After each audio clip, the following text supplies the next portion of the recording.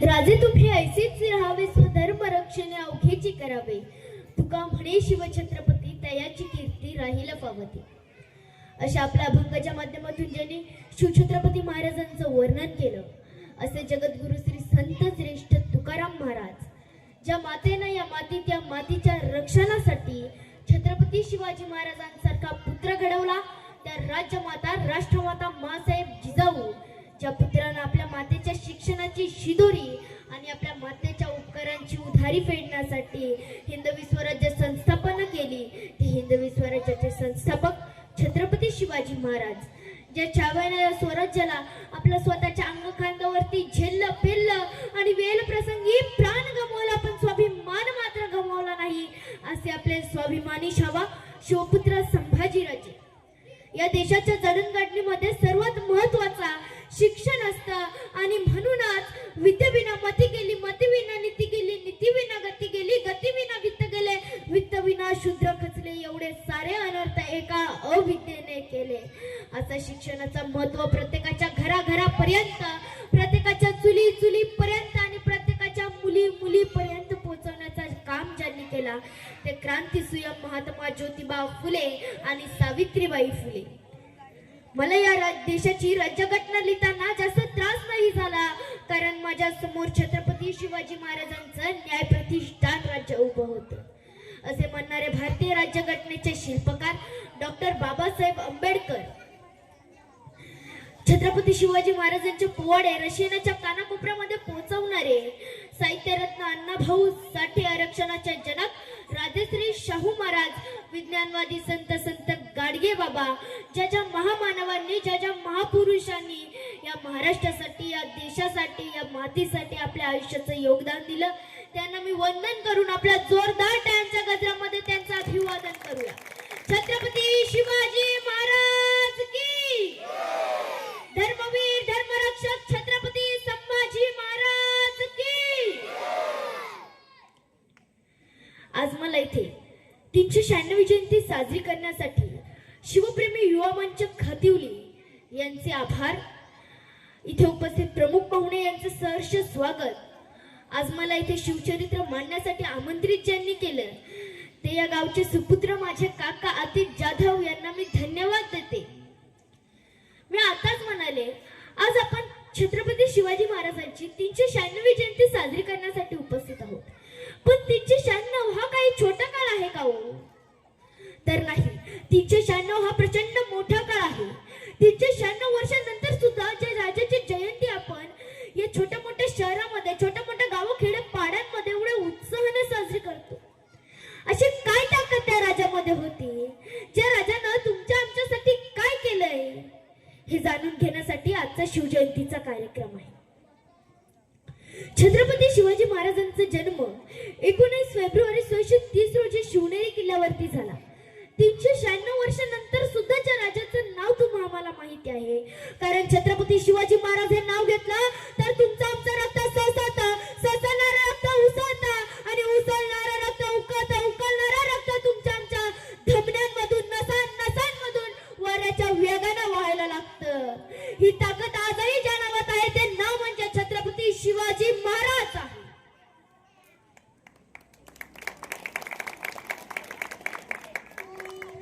तुम्हा सर्वांना चौथीच्या इतिहासाच्या पुस्तकातला इतिहास माहिती असेल. त्यात महाराजांच्या जन्मा अगोदरचा सुद्धा संपूर्ण इतिहास आहे. पण आपल्याला अभ्यास करण्याच्या अगोदर वाटत असेल, राजा हे जन्मताच राजा म्हणून जन्माला आले असतील का हो? आपण महाराजांसारखं कार्य करू शकत नाही. तर नाही, राजे जन्मताच राजा म्हणून जन्माला नव्हते आले, राजांना राजमाता आऊसाहेबांनी घडवलं होतं.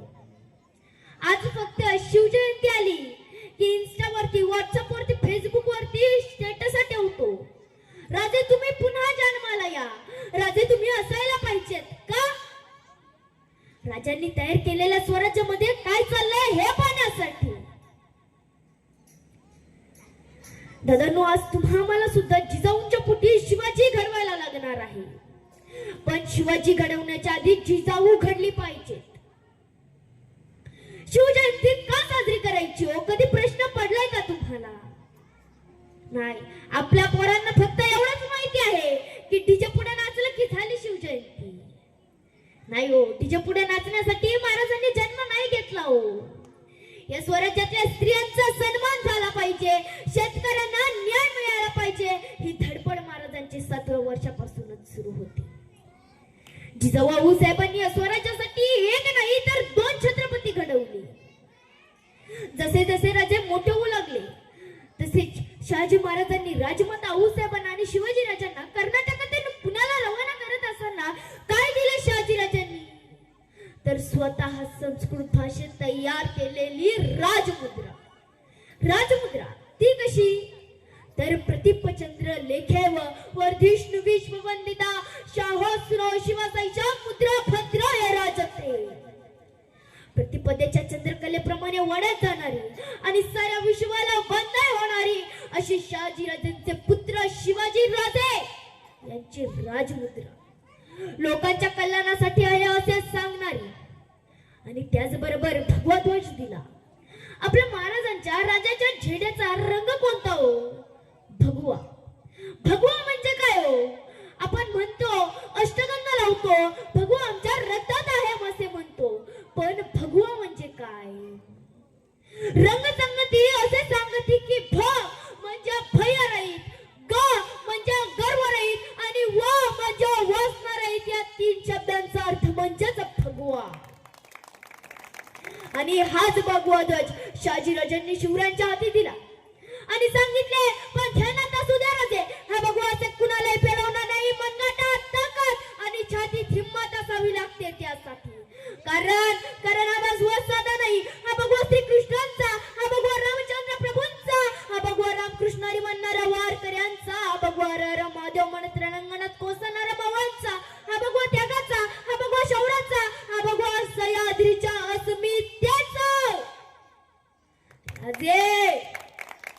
राजे भगवा सह्याद्रीच्या 12 माळात फडकू द्या. एवढं सांगून हर हर महादेव, हर हर महादेव अशी गर्जना झाली. महाराज 12 वर्षाचे असताना रायरेश्वराच्या मंदिरात स्वराज्य स्थापनेची शपथ घेतली. महाराज 16 वर्षाचे असताना प्रचंड किल्ला ताब्यात घेतला. प्रचंड किल्ल्याचे नाव ठेवण्यात आले तोरणा. स्वराज्याला बांधलेला पहिला तोरण म्हणजेच तोरणागड. महाराजांना तोरणागडावरती गुपित धन मिळालं. आता तुम्हाला वाटत असेल ज्याला गुपित धन मिळालं त्यांनी हे मावळांमध्ये वाटून घेतलं का हो? तर नाही. महाराजांनी या गुपित धनाचा वापर स्वराज्याची पहिली राजधानी बांधण्यासाठी वापर केला. महाराजांनी लगेचच मुरुंब देवाचा डोंगर ताब्यात घेतले.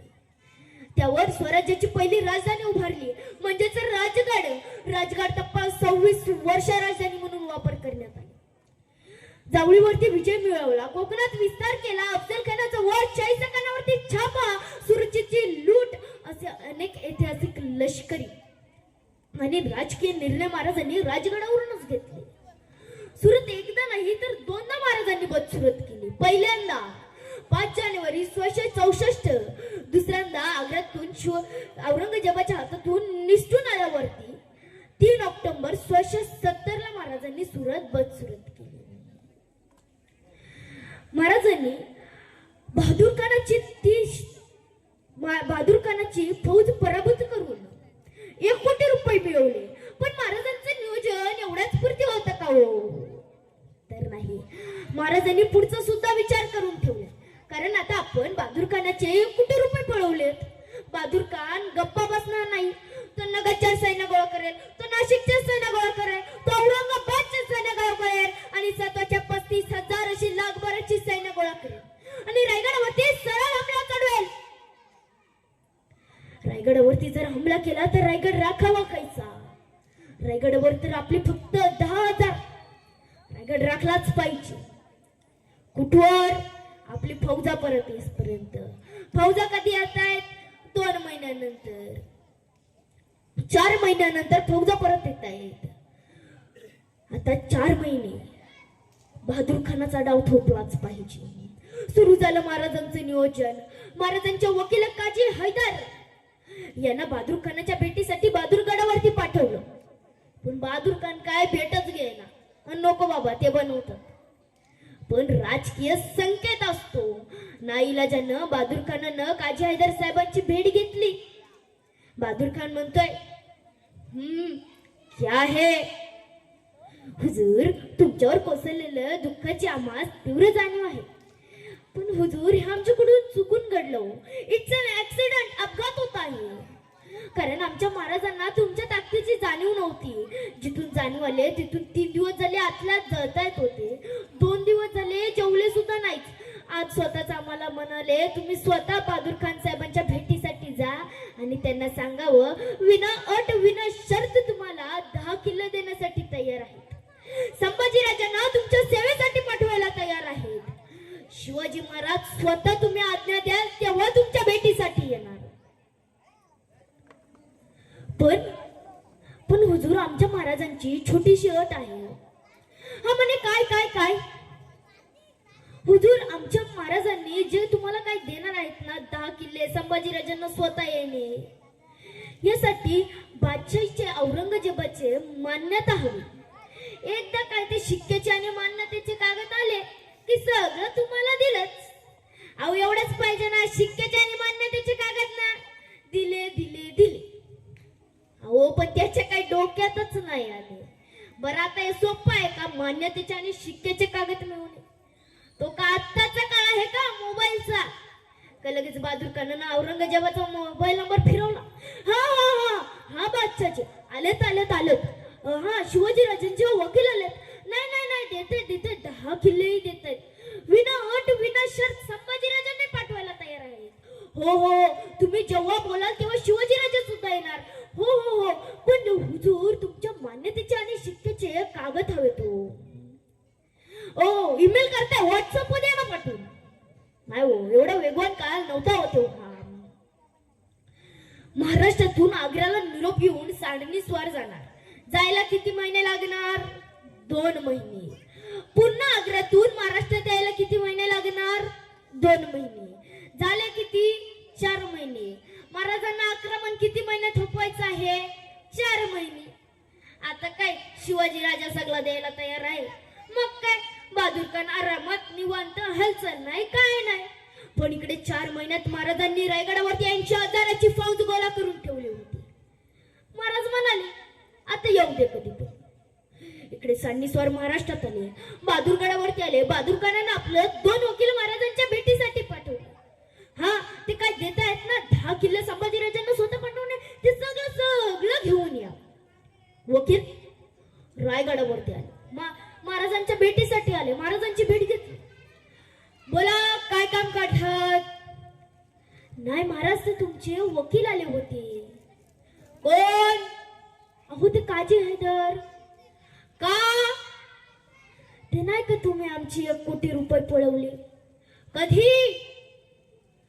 अहो ते तुमचे हंबीरराववाले, त्यांनी आमचे 1 कोटी रुपये पळवले आणि मग ते आम्हाला मग काजी हैदर आले. ते आम्हाला म्हणाले 10 किल्ले देतोय, संभाजीराजांना पाठवतोय. ताडकन उठले महाराज. अरे त्या तुमच्या बहादूर खानानं तलवारीचा ऐसा कोणता दिमाग दाखवलाय की आमच्या पुत्रास धडावा तुम्हाकडे? तुरंत चालते व्हा, नाही तर अपमान पावाल. मान खाली घालून गेले होते. बहादूर खान तिकडे वाटच बघत होता. आल्या आल्या वकिलांना कसं विचारतोय, हा क्या क्या क्या का सब कुछ लेकर तो आया ना. हुजूर पुन्हा फसवलं. आता करतोय काय? औरंगजेबाला तर सगळं कळवलंय. हे देतोय ते देतोय, फक्त मान्यतेचे ना शिक्क्याचे कागद द्या. पण आता करायचं काय? शेवटी बिचारा बहादूर खानानं जे घडलं ते सगळं औरंगजेबाला सांगितलं.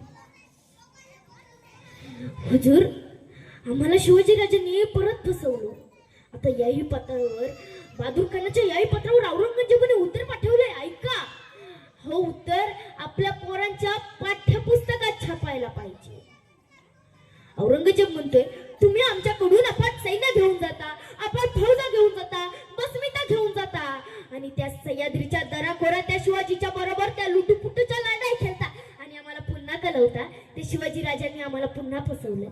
अरे ते शिवाजी राजे तुम्हाला फसवतात तरी कसे आणि तुम्ही फसतात तरी कसे? याही पत्रावर, औरंगजेबाच्या याही पत्रावर बहादूर खानानं उत्तर पाठवले. हुजूर तुम्ही आम्हाला विचारलं ते शिवाजीराजे तुम्हाला फसवतात तरी कसे? पण हुजूर ते शिवाजीराजे आग्र्याला सुद्धा आले होते. तुम्हाला कसं फसवलं तसंच आम्हालाही फसवलं. आता करतोय काय औरंगजेब? आपल्याकडे एक म्हण आहे बघा, पेडगावचे शाने. ती म्हण कशी पडली माहिती आहे का हो तुम्हाला? बहादूरगड कुठला? पेडगावचा. आणि बहादूर खान तिथला शहाणा, ज्याला महाराजांनी तप 3 वेळा फसवलं. तेव्हापासून ही म्हण पडली, पेडगावचे शाने. दादानो, महाराज जिवंत असताना एकदा सुद्धा औरंगजेब महाराष्ट्रात आला नाही, चुकून पण नाही आला. कारण त्याला भीती होती. आमच्या सरदाराला पराभूत केलं तर त्यांच्यावर रागावता तरी येत. पण शिवाजी राजांनी आम्हाला जर पराभूत केलं तर रागावं कुणावर? भीती होती त्याला.